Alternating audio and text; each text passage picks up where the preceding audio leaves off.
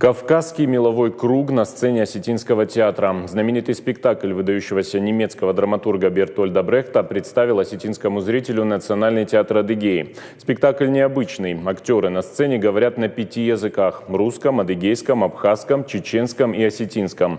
Проект задумывался для того, чтобы соседи изучали языки друг друга. Спектакль проходит в рамках Всероссийского театрального марафона. Символ года театра – статуэтку в виде древнегреческого амфитеатра Осетии передала труппа Адыгейского драмтеатра.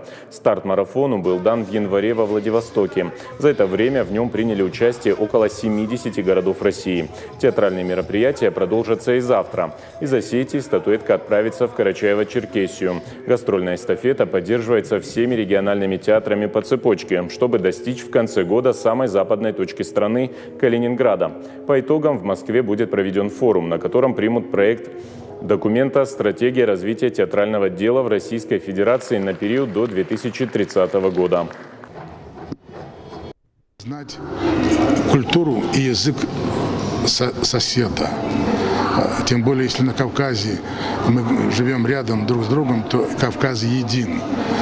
Странно, да, мы очень быстро изучаем японский язык, китайский язык, да, а вот язык соседа, знать хотя бы на разговорном уровне, понимать хотя бы, да, и петь песни, да, и культуру знать.